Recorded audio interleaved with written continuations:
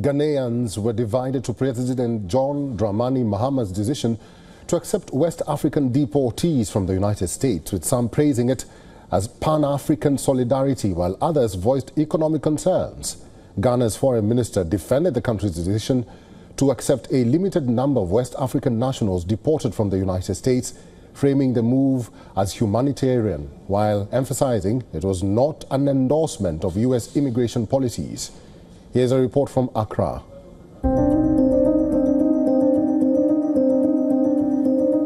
Ghana is accepting West Africans deported from the United States. President John Dramani Mahama said Ghana had agreed to welcome an unspecified number of deportees after Washington asked it to take in third-party nationals. We were approached by the U.S. to accept third-party nationals who were being removed from the U.S. And we agreed with them that West African nationals, were acceptable, because all our fellow West Africans don't need a visa to come to our country. So if they decided to travel from US to Accra, they don't need a visa anyway. So if you're bringing our colleague West Africans back, that's okay. And so I think that agreement has been activated, and a first batch of 14 nationals came. Several of them were our Nigerian brothers. They opted to go back home. This decision is not an endorsement of President Donald Trump's immigration policy, and the country is not receiving anything in return, according to the foreign minister. To accept the limited number of West African nationals deported from the United States. The deportees will be vetted by Ghana to ensure that hardened criminals do not enter the country. The deportations are part of Trump's strategy to send migrants to third countries to speed their removal and pressure illegal migrants in the U.S. to leave.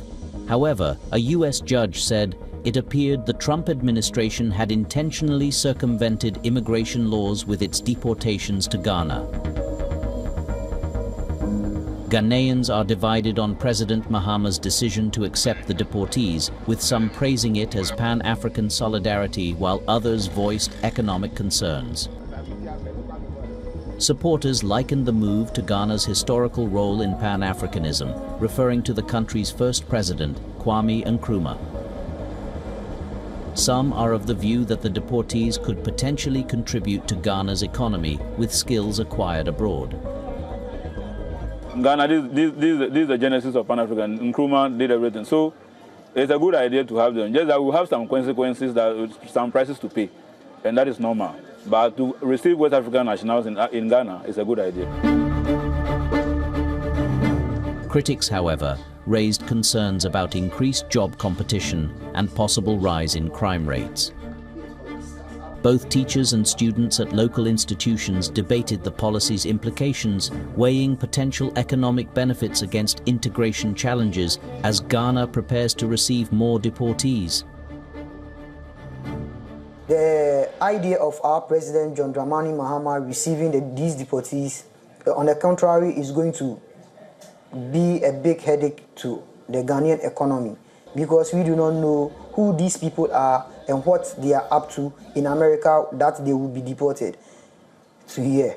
So for me, I strongly disagree with His Excellency John Dramani Mahama, and I don't want them to come. Everyone should go to their various countries in order to start to rebuild their future. Receiving all those people, it can be tough for him, and I don't think so. If it can it can be easy, it can be the piece of cake to give to all those people the jobs. So for that, I can say our president, I can say John Mahama, should think about all those problems without receiving them. Opposition lawmakers called for the agreement with the US to be suspended and said it should have been approved by Parliament. Africa Bureau, WION World is One.